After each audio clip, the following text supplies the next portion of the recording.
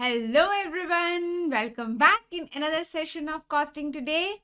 I hope you all are doing great and must be enjoying the new concept that we learned yesterday, that is cost sheet.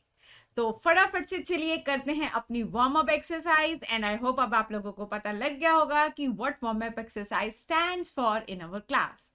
तो चलिए फिर करते हैं फटाफट से revise कि हमने सीखी थी कॉस्ट शीट एंड उसमें हमने सबसे पहले सीखा था कि जो कॉस्ट शीट होती है वो एक स्पेसिफिक लेवल ऑफ आउटपुट के लिए हमेशा बनती है एंड ये जो लेवल ऑफ आउटपुट होता है ये हमेशा कंप्लीटेड यूनिट्स को ही हमने बोलना है, क्योंकि इनकम्प्लीट का सारा हिसाब किताब हमने कल लगाना सीख लिया था, राइट।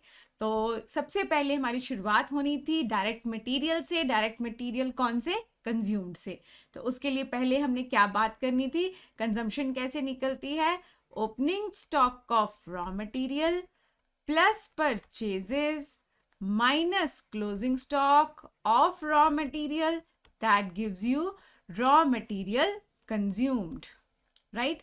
इसके बाद हमने इसमें क्या ऐड अप करना था? सारे के सारे बाकी के डायरेक्ट खर्चे, जिनमें आना था सबसे पहले डायरेक्ट लेबर, बिल्कुल ठीक जा रहे हो आप।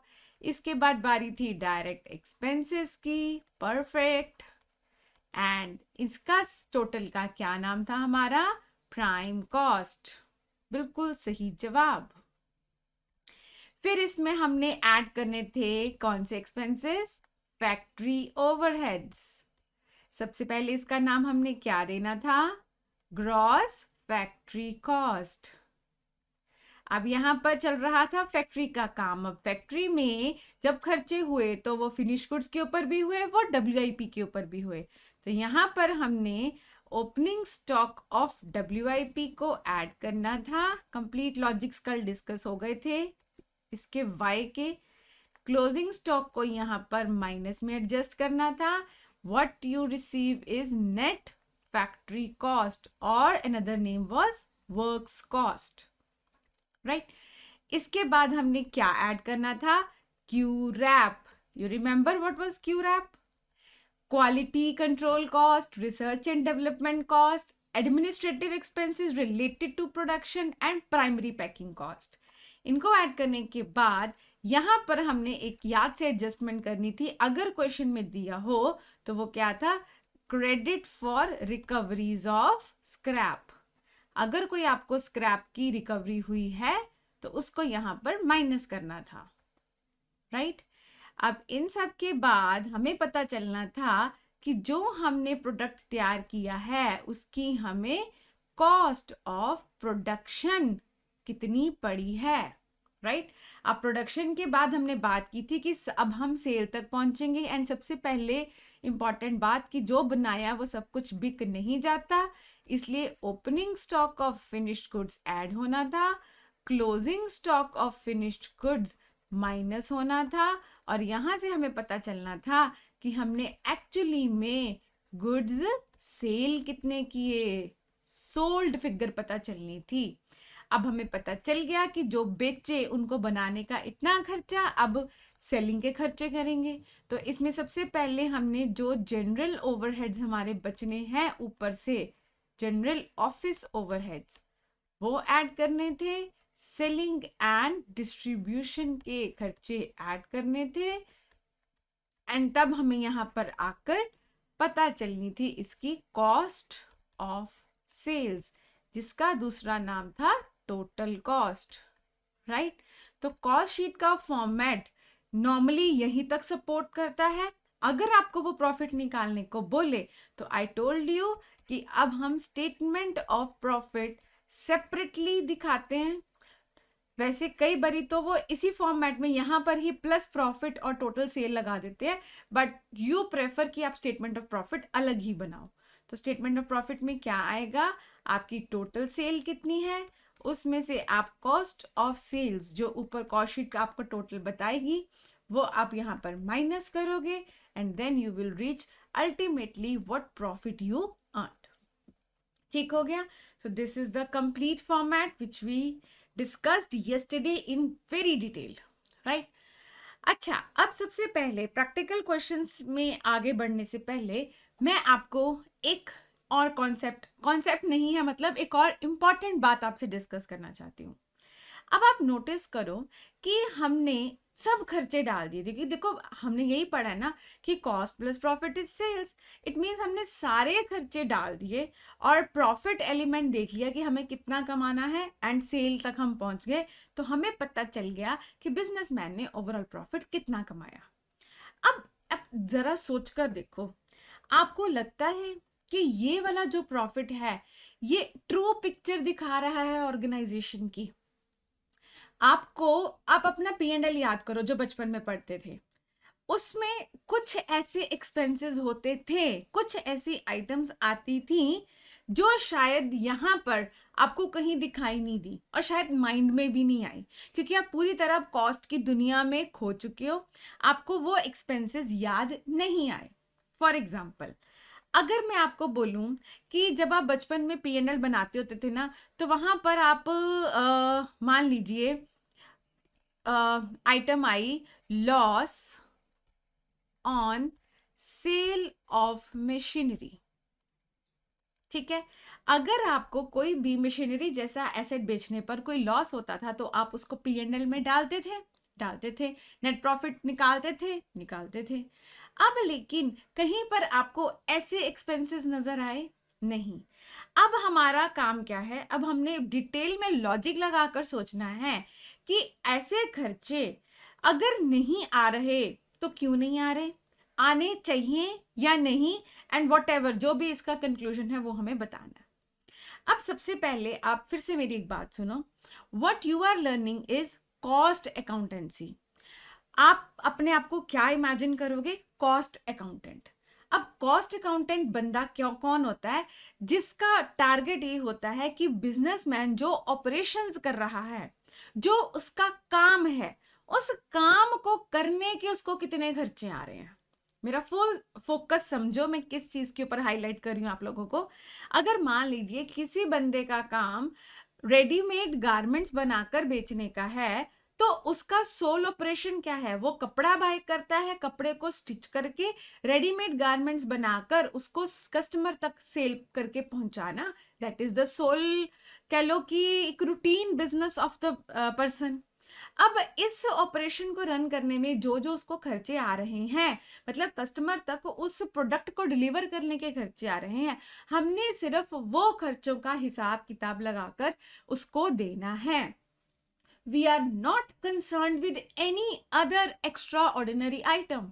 उसके लिए फाइनेंस मैनेजर बैठे हैं ना, वो अपने आप देख लेगा। सारी जिम्मेदारी हमारी नहीं है। हम अपने आप को सबसे बेस्ट है कि फैक्ट्री के अंदर ही बैठा मानने कि हमें फाइनेंस की दुनिया से कोई लिंक नहीं है, हमें कोई लेना देना नहीं है।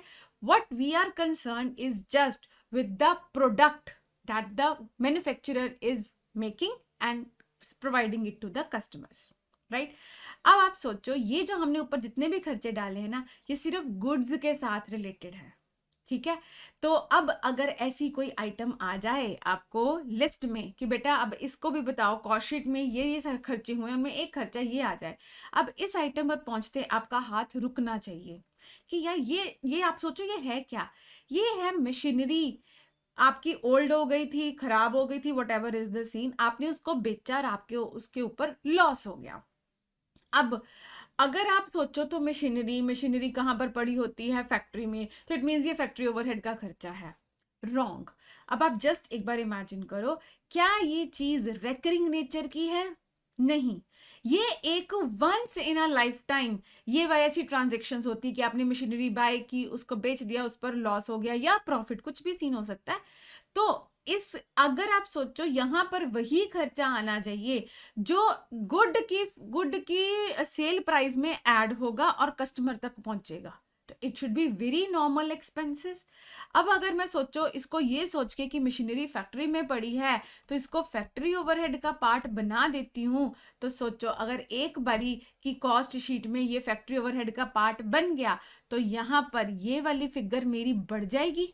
जिस भी पीरियड में ये वाला खर्चा होगा उस पीरियड की फैक्ट्री ओवरहेड बढ़ जाएगी, उसके बढ़ने से क्या होगा, ये आपके टोटल कॉस्ट तक पहुंचेगी। टोटल कॉस्ट पर पहुंची, अब आप मान लो आपने सोचा था कि मुझे 15% ऑन कॉस्ट प्रॉफिट चाहिए, तो अब जब आपकी कॉस्ट बढ़ेगी आपका प्रॉफिट एलिमेंट चेंज हो जाएगा। प्रॉफिट एलिमेंट चेंज होने से सेलिंग प्राइस चेंज हो जाएगा। जैसे ही चीज आपने महंगी की, आप कंपटीशन से बाहर हो जाओगे, ठीक है ना। तो मतलब वो खर्चे डालना जो सिर्फ प्रोडक्ट से रिलेटेड है और जो कस्टमर बियर करे, ऐसी कोई भी एक्स्ट्रा ऑर्डिनरी आइटम हमारी कॉस्ट शीट में, क्या पूरी कॉस्टिंग में हमारे पास इसके लिए कोई जगह नहीं है। So these are abnormal items basically, या कैपिटल नेचर आइटम्स, इनकी हमारी दुनिया में कोई जगह नहीं है, ठीक है। तो यहां पर आप क्या करो, आप एक पेज पर हेडिंग डालो ट्रीटमेंट, या आप ट्रीटमेंट भी छोड़ो, एक्सक्लूजन्स हेडिंग डालो, exclusions from cost sheet, right. तो सबसे पहले आप हेड डालो, जैसे एग्जांपल्स ही हैं हमारे पास कि एबनॉर्मल आइटम्स, सबसे पहला हेड एबनॉर्मल आइटम्स। अब इसमें आपको पता चल जाएगा, loss on sale of asset हो गया, देन लॉस बाय थेफ्ट हो गया, ठीक है जी, लॉस बाय थेफ्ट हो गया, फिर उसके बाद लॉस बाय फायर हो गया, कुछ भी है ना, नेचुरल कैलेमिटी कुछ भी हो सकती है। तो ऐसी एबनॉर्मल आइटम्स की हमारी कॉस्ट शीट में कोई जगह नहीं है। इसका एक ही रीजन है, because these are extraordinary items जो कभी कभी होती हैं and customer should not bear them. Otherwise आपका ही एक बार सेलिंग प्राइस हिल गया तो आप मार्केट से आउट हो जाओगे, दोबारा आपका प्रोडक्ट कोई खरीदने नहीं आएगा, ठीक हो गया। उसके बाद आप सेकेंड हेड डाल सकते हो जिसमें we can cover fines, penalties, fines and penalties. अब मान लीजिए आपकी जो फैक्ट्री है ना, उसमें कुछ ऐसा प्रोसेस चल रहा है जिससे पोल्यूशन बहुत ज़्यादा हो रहा है एंड आप पोल्यूशन कंट्रोल के लिए कोई चेक नहीं लगा रहे हो। अब क्या हुआ, जो भी अथॉरिटीज़ हैं वो अचानक आपकी फैक्ट्री में आई, रेड पड़ गई पोल्यूशन वालों की, और उन्होंने देखा एंड आपको 50,000 रुपये का फाइन ठोक गए। अब वो 50,000 का फाइन, अब उसका कॉस्ट शीट में क्या ट्रीटमेंट है। आप सोचो कि पोल्यूशन हुआ तो फैक्ट्री के कारण हुआ जी, तो इसको फैक्ट्री ओवरहेड में डाल दो, will I be right? No ना, बिकॉज ये क्या है, ये भी एक आप मतलब एक बिजनेसमैन की गलती है जो कस्टमर बियर नहीं करेगा। सो फाइन्स, पेनल्टीज, कोई भी आपको ऐसे चार्जेस पड़ रहे हैं, कोई टैक्सेस पड़ रहे हैं, आप उनको बियर नहीं करोगे, ठीक है। तो fines, these are excluded from our cost sheet. Clear हो गया। इसके बाद ना हमारे पास आता है एक और बड़ा कह लो कि इंटरेस्टिंग पॉइंट, इंटरेस्ट का, interest on non equity funds. ये पॉइंट को ना आप स्टार लगाकर एक सेपरेटली हाईलाइट करोगे, बिकॉज मैं आपको बताती हूँ ये एक अलग इसका ट्रीटमेंट है। अब पहले तो चीज समझो क्या है नॉन इक्विटी फंड्स, मतलब डेफिनेटली जो इक्विटी फंड्स होते हैं, जो ओनर का अपना होता है कैपिटल, उसके ऊपर तो इंटरेस्ट वैसे ही नहीं पे करना होता है ना। तो इंटरेस्ट किन के ऊपर होता है, नॉन इक्विटी फंड्स, मतलब जैसे आपने कोई फाइनेंस फैसिलिटी ले ली बैंक से, कोई वर्किंग कैपिटल लोन ले लिया है ना, तो ऐसे चीजों के ऊपर जब आपको इंटरेस्ट पे करनी पड़ती है तो वो आपका एक्सपेंस है। अब ये एक्सपेंस क्या, इंटरेस्ट जब आप पे करते हो तो कॉस्ट शीट में आना चाहिए। अब ये क्या है, ये पॉइंट बन चुका है डिबेटेबल। मैं आपको क्लियर बताती हूं, अब तक से पहले इस खर्चे को हम कंप्लीटली कॉस्ट शीट से एक्सक्लूड कर देते थे, क्योंकि हमारे पास ये प्ली होती थी कि फाइनेंस अरेंज करना ये काम कॉस्ट अकाउंटेंट का तो है नहीं है ना। मतलब बिजनेस में पैसा किस सोर्स से लग रहा है, ये थॉट्स किसके होने चाहिए, ये फाइनेंशियल अकाउंटेंट के होने चाहिए कि पैसा कहाँ से आएगा, एंड जहां से आता है उनको आपको रीपे भी करना पड़ता है। तो मतलब अगर आप इंटरेस्ट ऑन लोन पे कर रहे हो तो ये फाइनेंस की दुनिया का पार्ट है, ना कि कॉस्ट अकाउंटेंट इसके साथ कंसर्न है। कॉस्ट अकाउंटेंट तो किसके साथ कंसर्न है, cost of manufacturing and selling के साथ, राइट। अब इस पॉइंट को सोचो तो लगता है कि हाँ जी ये बिल्कुल एक्सक्लूड होना चाहिए, but in your current study material जो कि अब इस बारी अपडेट होकर आए हैं, उन्होंने इसको अलग ट्रीटमेंट दिया है इस बारी। अब ये जो आइटम है ये एक्सक्लूड नहीं की जा रही है, दिस इज कवर्ड, मतलब it forms part of cost of sales now. So please, very important point, because this is a change in the old pattern and ये change इस बारी आई है, तो this is applicable in your study material, so must mark this point कि अब ये वाला जो interest है this is going to form part of cost of sales। and मैंने आपको बताया था whenever I use this word form part of, तो it means इस step से पहले आपको इसको ऐड करना है। एंड अगर मैं इसकी जगह पर आऊं तो इट मीन्स ये जो कॉस्ट ऑफ गुड्स सोल्ड के बाद वाला स्टेप है कॉस्ट ऑफ सेल तक पहुंचने का, तो जनरल ऑफिस ओवरहेड्स डालोगे, सेलिंग डिस्ट्रीब्यूशन डालोगे, एंड यहाँ पर लास्ट में आप इंटरेस्ट को भी डालोगे। ठीक है, क्योंकि इनकी प्ली ये है, ये कहते हैं कि जब एक बिजनेसमैन लोन भी लेता है तो अपने काम के लिए ले रहा है ना, अपनी बिजनेस की वर्किंग के लिए ले रहा है, एंड उसको वो खर्चा भी तो कस्टमर से ही रिकवर करना है। तो कस्टमर से रिकवरी के लिए मतलब जो खर्चा कस्टमर से रिकवर करना है उसको कॉस्ट शीट में डाल दो, तभी कस्टमर से तक वो पहुंचेगा। तो this is a special treatment given to this special point, so please highlight it. I am telling you again, पहले तक हम इसको एक्सक्लूड करते थे, लेकिन अब ये कॉस्ट ऑफ सेल्स का पार्ट बनने जा रही है। ओके जी। इसके बाद आप याद करो, आप पी एंड एल एप्रोप्रिएशन बनाते होते थे, है ना, पी एंड एल एप्रोप्रिएशन। अब P and L appropriation account क्या होता था, जिसमें आप प्रॉफिट को बांटते थे, मतलब उसमें आप क्या करते थे, डिविडेंड पे करते थे, है ना, एंड ट्रांसफर टू रिजर्व्स करते होते थे, याद आ रहा है ना, ट्रांसफर टू जनरल रिजर्व। तो ऐसी आइटम्स भी हमारी कॉस्ट शीट में क्या कोई कंसर्न रखती हैं? बिल्कुल भी नहीं। आपने इक्विटी शेयर होल्डर्स को डिविडेंड दिया, डिविडेंड कब देते हो, प्रॉफिट कमाने के बाद देते हो, वो तो प्रॉफिट बांटना होता है, वो खर्चा थोड़ी होता है आपका, राइट। आपने अपनी मर्जी से जनरल रिजर्व में पैसे बचा कर रख लिए, तो ये चीजें कॉस्ट शीट में इनका कोई लेना देना नहीं है। ये भी एक फाइनेंस मैनेजर की दुनिया के काम है, where he takes this decisions कि जो प्रॉफिट कमाया उसको इन्वेस्ट कैसे करना है या उसको इक्विटी वालों को कितना देना है। ठीक है, तो these are the items which are clearly excluded from cost sheet. तो आपको कंफ्यूज करने के लिए अगर वो ऐसी आइटम्स देगा खर्चों की लिस्ट में, आपको कंप्लीटली इसको इग्नोर करना है, एंड नीचे हमें प्रॉपर वर्किंग नोट में हाईलाइट करके लिखना है। जैसे मान लो उसने दिया डिविडेंड पेड दिस मच, तो आपको लिखना है कि dividend paid is not the concern of cost accountant, it is the area of the finance manager, so we are excluding it from the cost sheet. Okay जी, तो I hope these items are very much clear to you कि हम इनको cost sheet से exclude करते हैं। okay? तो चलिए अब हम मूव करते हैं अपने नेक्स्ट एस्पेक्ट की तरफ, जो कि है हमारा प्रैक्टिकल अप्रोच। अब प्रैक्टिकल क्वेश्चंस हमने कहाँ से करने हैं, तो देखो, एंड ऑफ ऑल आपको कोई भी सोर्स से पढ़ा दिया जाए, हर बच्चे की फाउंडेशन क्लियर करके आपको इस चीज का आइडिया लग गया होगा कि जब तक आप स्टडी मटेरियल, आईसीआई के आरटीपीज, एमटीपीज, पास्ट ईयर पेपर्स, ये सब कुछ नहीं करके जा रहे, तब तक आप पेपर के उस लेवल को रीच करने की सेटिस्फैक्शन नहीं रखते, है ना। मतलब एंड ऑफ ऑल अगर किसी बच्चे की रीअटेम्प्ट्स भी लग रही हैं तो उसको एक पॉइंट आप पर आकर यही लगता है कि यार मुझे आईसीआई का मटेरियल ही करके जाना चाहिए, बिकॉज उनका जो लेवल है वो कोई भी बुक मैच नहीं करती। तो what source we are going to follow is only the study material, right? So what I expect from you is that you should be ready with your study materials.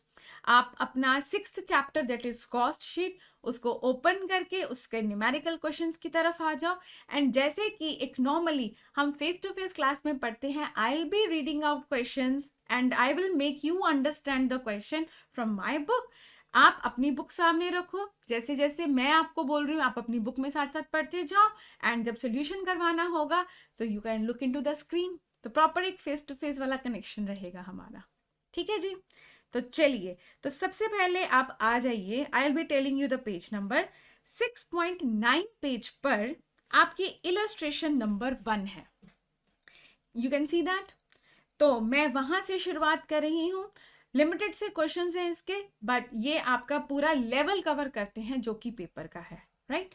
तो चलिए फिर start करते हैं। तो illustration 1 में what he is discussing is, वो कह रहा है कि ये डेटा हम आपको दे रहे हैं जो कि रिलेट करता है एक मैन्युफैक्चरिंग ऑफ अ प्रोडक्ट के साथ। तो अप्रैल मंथ है, तो just look at the data. तो what you are given is raw materials 1,80,000 के हैं, डायरेक्ट वेजेस हैं 90,000 के, then you are given machine hours worked 10,000, machine hour rate ₹8। Ma'am ये तो हमने कभी पढ़ा ही नहीं, सुना ही नहीं, ये क्या आ गया, अभी बताती हूँ, जस्ट वेट। उसके बाद क्या है, administration overheads general, I told you ना, आपको बताएगा वो कि कौन से वाले हैं। जनरल आ गया word. Selling overheads per unit, units produce आपने किए हैं 4,000, सेल किए हैं 3,600 एंड सेलिंग प्राइस था आपका 125। तो you are required to prepare cost sheet in respect of the above, and आपको कॉस्ट पर यूनिट भी बतानी है कितनी कितनी आ रही है, एंड आपको पूरे मंथ का प्रॉफिट भी बताना है, राइट। तो चलिए, this is our first practical question of the class, तो let us now solve it. तो सबसे पहले हम बनाएंगे कॉस्ट शीट, ठीक है जी, एंड यहां पर आ गया हमारा अमाउंट, एंड यहां पर आ गया हमारा पर यूनिट, ठीक है।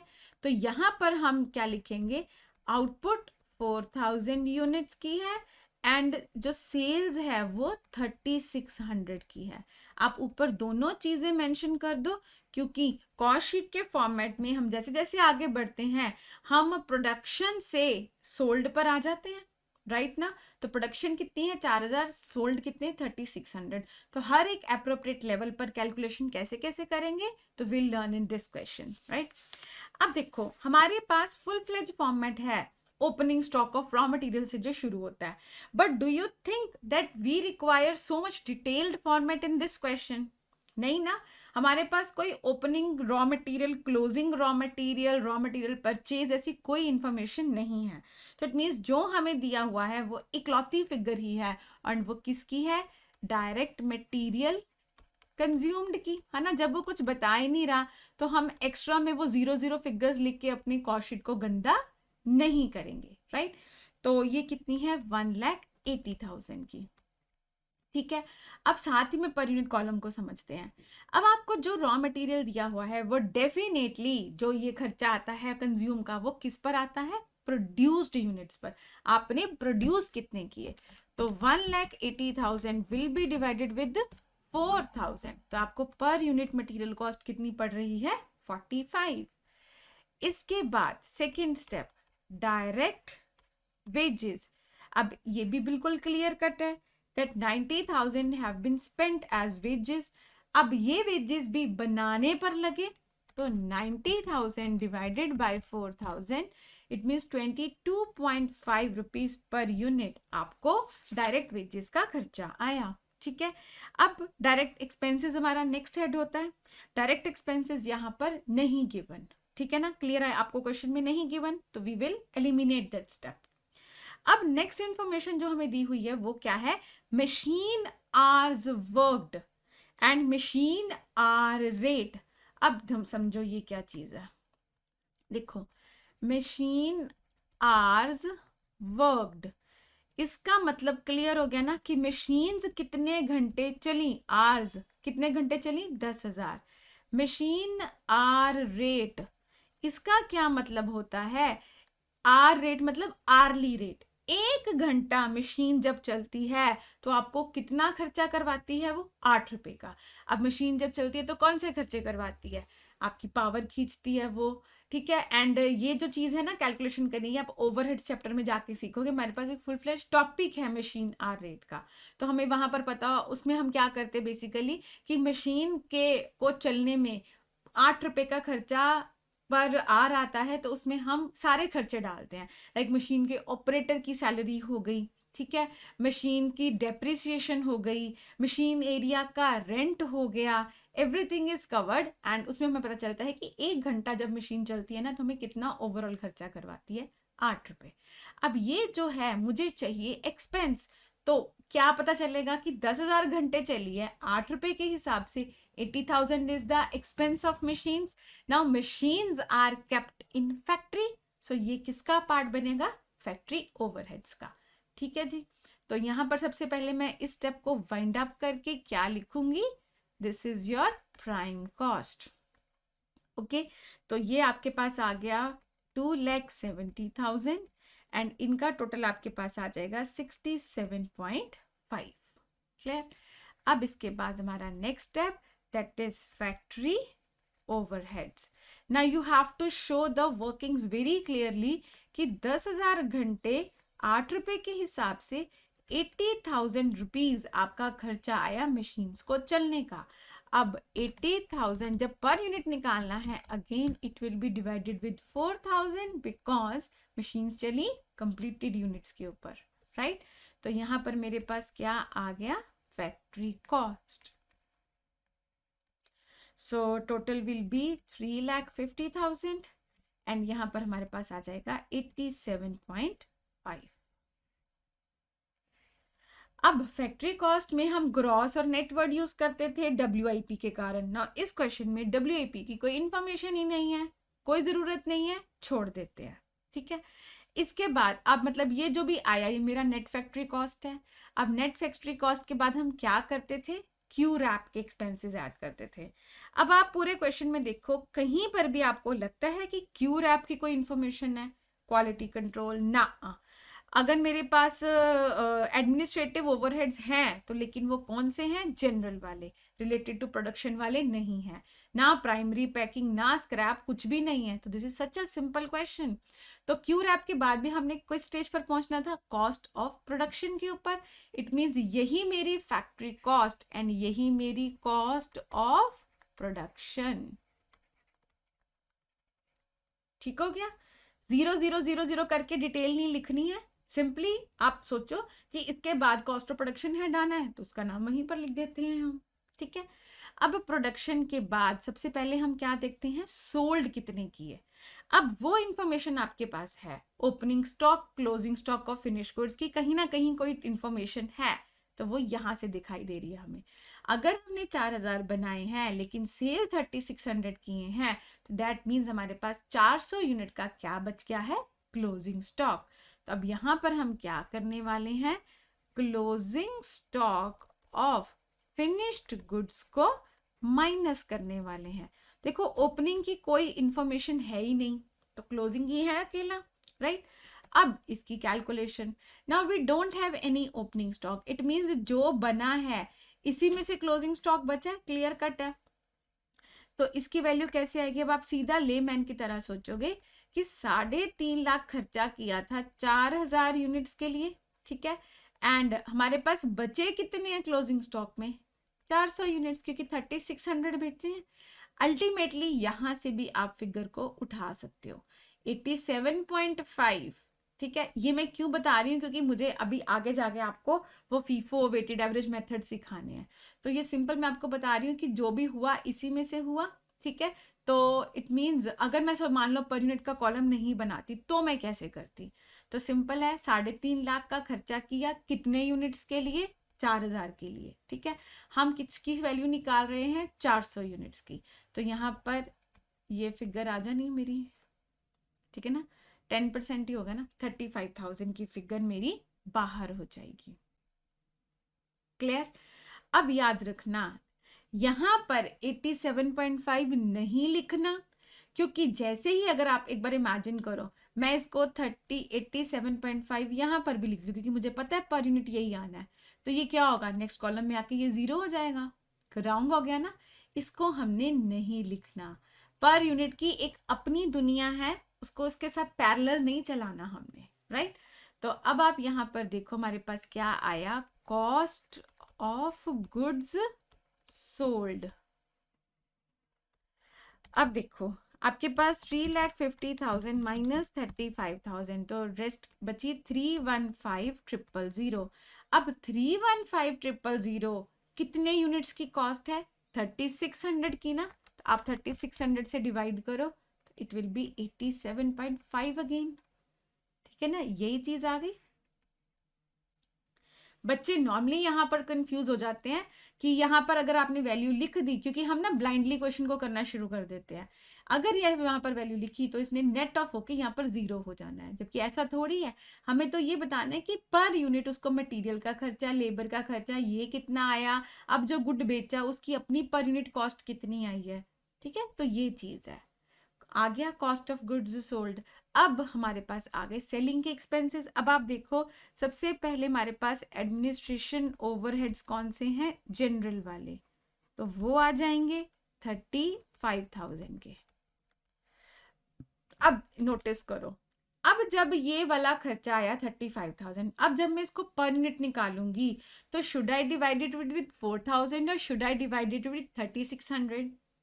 I should divide it with 3600. Why?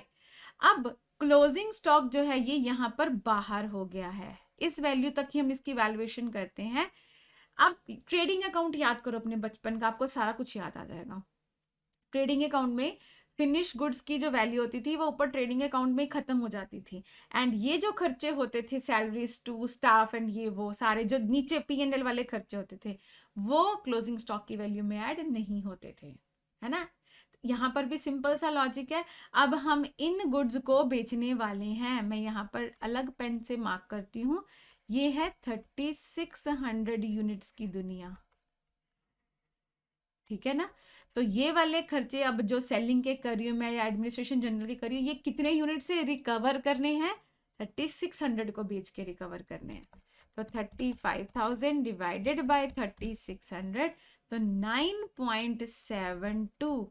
So this is the figure per unit. ठीक है, तो इसको हमने 3600 सीधा हिसाब है। Once these 400 units are out, further सारे स्टेप में अब हम किसकी बात करेंगे? 3600 की। फिर आगे आपके पास सेलिंग ओवरहेड्स, जो कि है आपके पास 5 rupees per unit, 5 rupees per unit. अब ये किससे मल्टीप्लाई होगा टोटल पर पहुंचने के लिए? कितने को बेचा है? 3600 को, तो सेलिंग एक्सपेंसेस भी तो उसके हिसाब से हुए 18,000 के, तो पर यूनिट तो उसने बता ही दिया कि 5 रुपए है। क्लियर? तो this is straight away question, कुछ भी इसमें कोई कॉम्प्लिकेसी है ही नहीं है। तो यहां तक पहुंच के हमें पता चल जाएगा कि what is my cost of sales.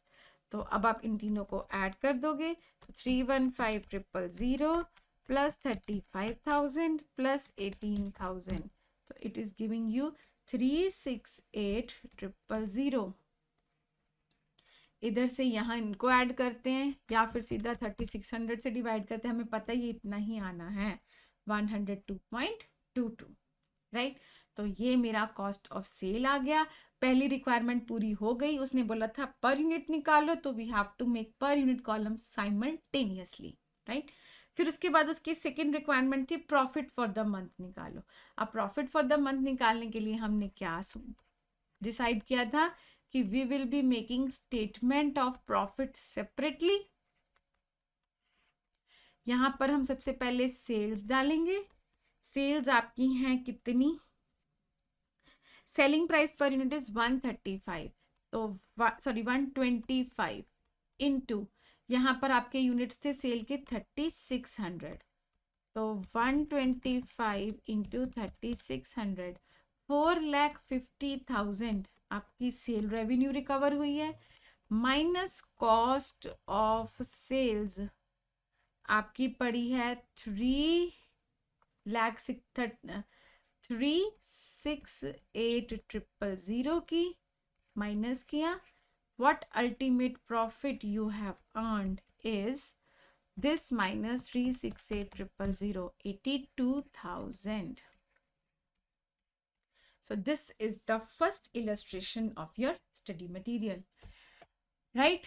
तो सिंपल सी थी। तो मतलब इस क्वेश्चन से हमने सबसे पहले ये सीखा कि जितनी इंफॉर्मेशन, एक बार क्वेश्चन को पढ़ लो, जितना डाटा चाहिए उतने का ही हम फॉर्मेट बनाएंगे, सारा कंप्लीट फॉर्मेट हर क्वेश्चन में नहीं बनाएंगे, राइट।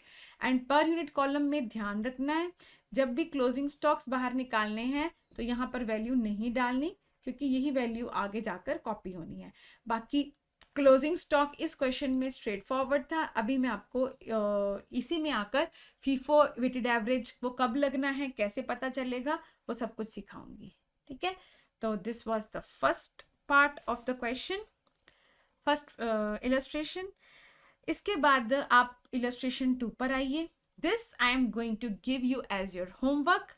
डिस्कस मैं आपके साथ सारी करूंगी, बट यू विल सी कि इसमें कुछ भी नया नहीं है। तो इलस्ट्रेशन 2 पर आते हैं। वो कहता है कि आप कंपनी के रिकॉर्ड्स देखो, आपके पास जून मंथ का डाटा है, 1 जून से लेके 30 जून का cost of raw materials on 1 June on 30 June. That means understood है कि ये opening and closing WIPs given है, और opening and closing raw materials given है। Similarly you are given opening and closing values of work in progress, opening and closing values of finished goods as well, सब कुछ दिया हुआ है। Purchase of raw material की value दी हुई है, wages paid, factory overheads, then वो कह रहा है administrative overheads related to production. अब रिलेटेड टू प्रोडक्शन क्यू रैप कैटेगरी का पार्ट आ गया। सेलिंग एंड डिस्ट्रीब्यूशन ओवरहेड्स दिए हुए हैं, सेल वैल्यू दी हुई है। Everything is so clear. तो उसके बाद उसने आपसे पूछा है prepare a statement giving the following informations. तो आई डोंट थिंक कि इस क्वेश्चन में आपको कुछ भी मुश्किल लगेगा। एंड माइंडेड, आपको कॉस्ट शीट के हर क्वेश्चन में पर यूनिट कॉलम नहीं बनाना, ठीक है। देखो अब इस क्वेश्चन में आपको कुछ देखो, आप सोल्यूशन देखो, कहीं पर भी वो पर यूनिट का खिलारा नहीं डाल रहा। इवन पेपर में भी जब तक वो आपसे खुद पर यूनिट कॉलम एक्सपेक्ट ना करे ना, तो बेटर है आप चाहे ना बनाओ। बनाना है तो कोई प्रॉब्लम नहीं है, you are most welcome to do that, but फिर भी you can avoid that step also, ठीक है। तो ये जस्ट आपकी बेसिक कॉस्ट आप सीख रहे हो, इसलिए वो पर यूनिट कॉलम आपसे एक्सपेक्ट करता है। अदरवाइज पेपर में जब तक वो खुद नहीं पूछता, we can avoid it, okay. तो this was illustration number 2 which is your homework. Illustration 3, अब इस पे मैं आऊंगी after end of the back questions, ठीक है। ये हम लास्ट में डिस्कस करेंगे बिकॉज ये सारी ओरल वाली है। अब आप चलो प्रैक्टिकल क्वेश्चंस पेज नंबर 6.21 के ऊपर, एंड ये हम क्वेश्चंस डिस्कस करते हैं, ठीक है। पहले हम पूरे प्रैक्टिकल टच कर लेते हैं, उसके बाद हम थर्ड इलस्ट्रेशन पर आ जाएंगे। तो चलिए स्टार्ट करते हैं। अब कहता है the books of Adarsh manufacturing present the following data for the month of April.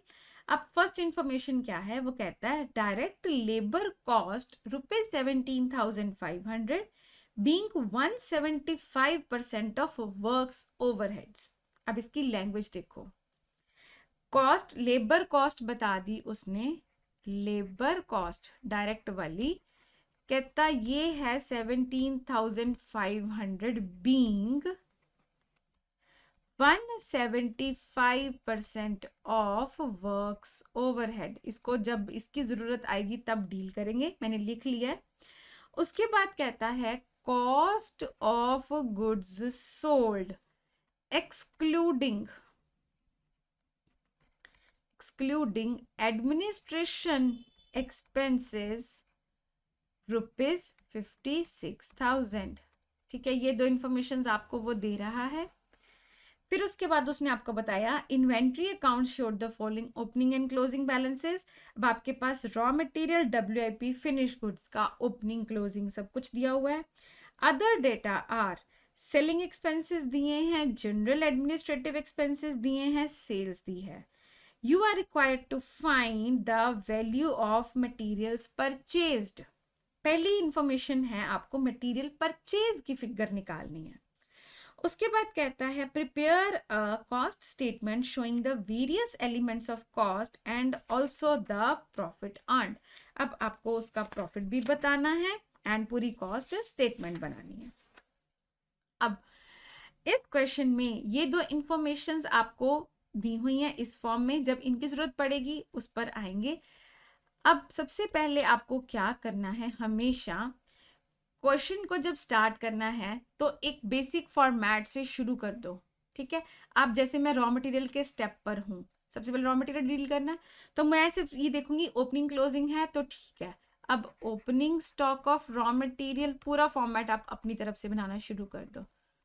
Raw material क्या होता है, प्लस परचेजेस, बाद में देखेंगे क्या दिया है क्या नहीं दिया, minus closing stock of raw material gives you raw material consumed, right. पहले पूरा फॉर्मेट बना लो जो आपको क्वेश्चन के हिसाब से बेसिक लगता है। इसके बाद हमारे पास एक डायरेक्ट लेबर की इंफॉर्मेशन आने वाली है, ऊपर से दिखाई दे रहा था। डायरेक्ट एक्सपेंसेस पूरे क्वेश्चन में फिर से नहीं है, तो हमें यहाँ पर एक प्राइम कॉस्ट मिलेगी। फिर आपके पास आने हैं फैक्ट्री के ओवरहेड्स, ठीक है, जिनको हम वर्क्स ओवरहेड भी कहते हैं। इनसे हमें पता चलने वाला है ग्रॉस फैक्ट्री कॉस्ट, क्योंकि मुझे दिखाई दे रहा है कि यहाँ पर opening and closing WIPs given है, तो मैं इनको plus opening WIP minus closing WIP adjustment करूंगी। Then here I will be getting net factory cost। फिर इसके बाद आप देखो क्यू रैप कैटेगरी का कोई खर्चा दिया हुआ है, नहीं दिया हुआ। एडमिनिस्ट्रेशन एक्सपेंसेस है तो वो क्लियरली लिखा हुआ है जनरल वाले, तो इट मीन्स यही आपकी क्या बन जानी है, कॉस्ट ऑफ प्रोडक्शन। अब इसके बाद सबसे पहले हमें opening stock of finished goods adjust करना होता है, closing stock of finished goods को एडजस्ट करना होता है, तो हमें पता चलता है कि हमारे कॉस्ट ऑफ गुड्स सोल्ड क्या है, ठीक है जी। फिर इसके बाद हमें दिए हुए हैं आपके जनरल एडमिनिस्ट्रेशन एक्सपेंसेस, वो आ जाएंगे, सेलिंग एक्सपेंसेस आ जाएंगे, एंड फिर आपके पास यहाँ पर टोटल कॉस्ट आ जाएगी। ठीक हो गया, ये हमारा बेसिक फॉर्मेट है। अब हम क्वेश्चन के अंदर घुसते हैं और देखते हैं हमें क्या क्या गिवन है। सबसे पहले opening stock of raw material, I am given that it is 8,000, right. Purchases तो मुझे निकालनी है, तो यहाँ पर मैं साइड पर एक क्वेश्चन मार्क लगा देती हूँ कि ये फिगर मुझे बाद में निकालने को बोला हुआ है। Closing stock of raw material, अब ये है हमारा 10,600, एंड प्लीज ये बात याद रखना, जो भी फिगर माइनस में है उसको आप बाहर वाले कॉलम में ब्रैकेट्स के साथ लिखना, अदरवाइज अगर आप भूल गए तो जब आपने कैलकुलेशन करनी है ना तो आपने इसको प्लस का ही इफेक्ट दे जाना है, ठीक है। तो माइनस वाली फिगर को हमेशा ब्रैकेट में लिखना। अब raw material consumed, am I given clearly in the question? No, छोड़ दो। डायरेक्ट लेबर पर चलते हैं। Direct labour 17,500 being 175% of the works overhead. पहले इस लैंग्वेज को पढ़ते हैं।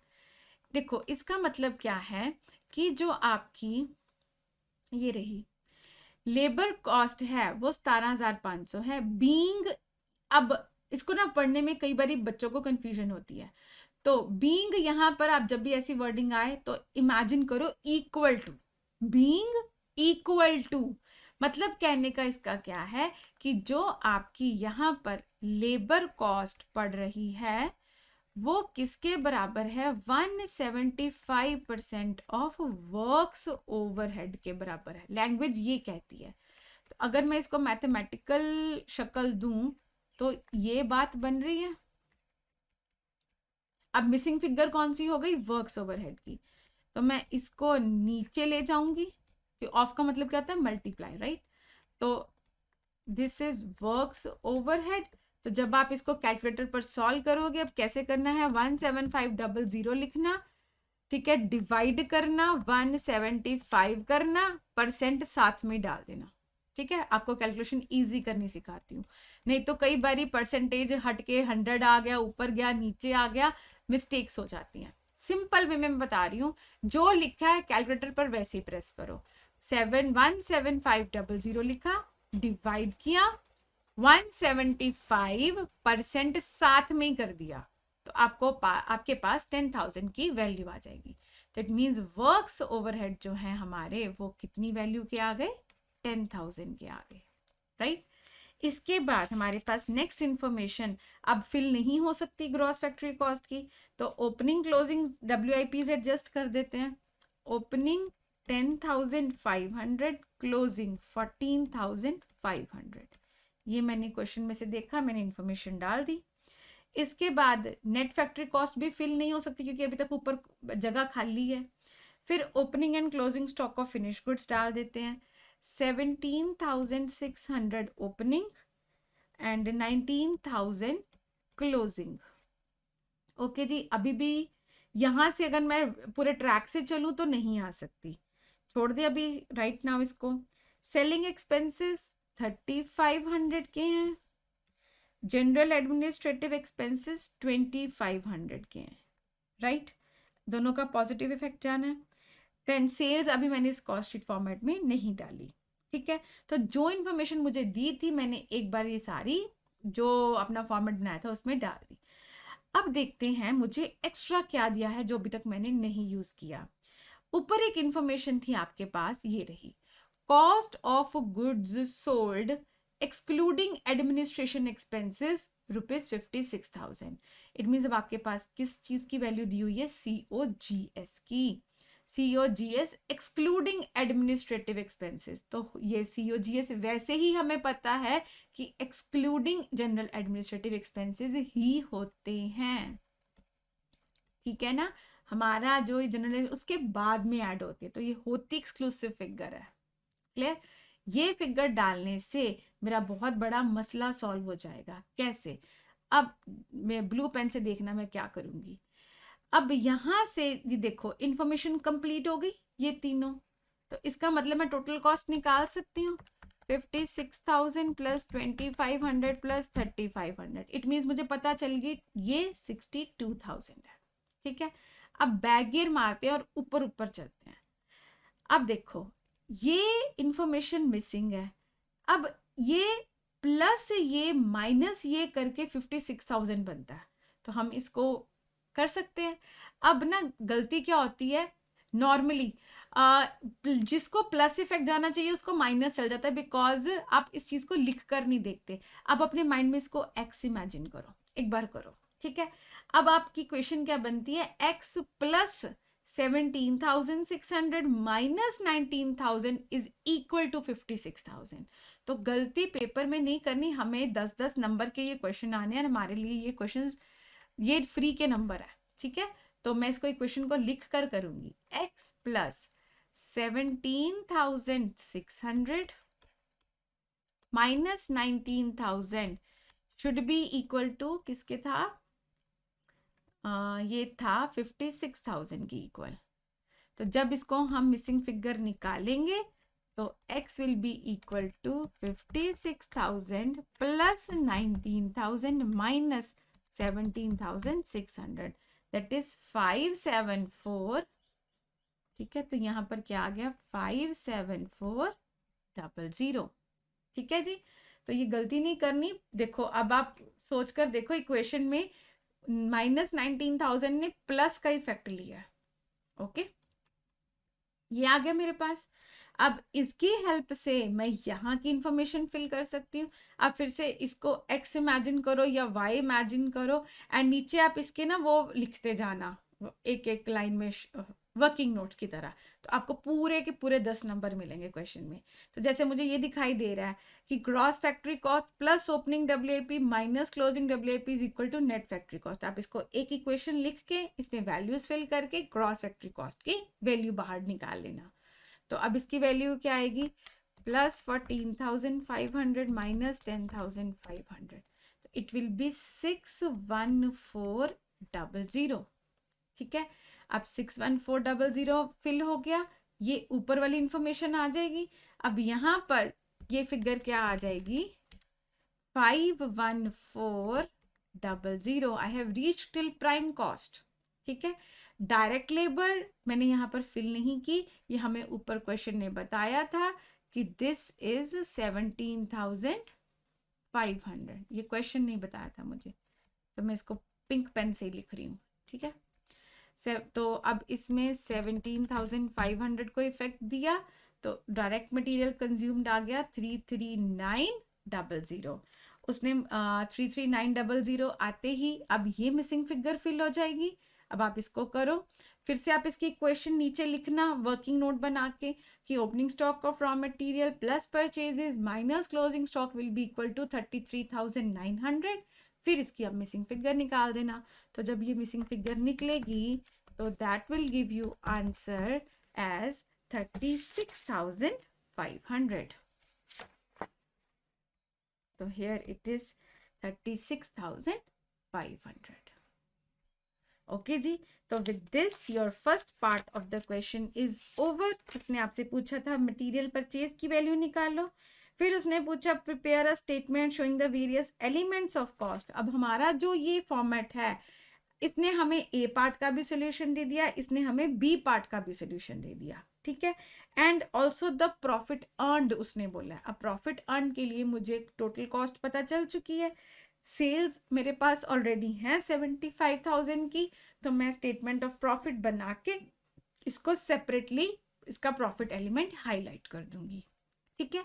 अब बुक में ये आपको जो मिसिंग फिगर वाले क्वेश्चंस होते हैं ये रिवर्स फॉर्मेट में सिखाते हैं. रिवर्स फॉर्मेट बनाओ. तो रिवर्स फॉर्मेट के चक्कर में आपको रिवर्स कॉस्ट शीट याद करनी पड़ती है, जो कि डेफिनेटली गलतियों का भंडार है, उसमें गलती होनी होती है. तो this is the best way to solve the question of missing figure. आप अपनी कॉस्ट शीट बनाओ, जो इन्फॉर्मेशन दी है सारी की सारी फीड कर दो, ऑटोमेटिकली किसी ना किसी स्टेप से बैक गेट बजना शुरू हो जाता है. ठीक है. तो ये था आपका मिसिंग फिगर्स का कॉन्सेप्ट. राइट. तो अब मैं नेक्स्ट टॉपिक आपके साथ डिस्कस करती हूँ इन द नेक्स्ट वीडियो.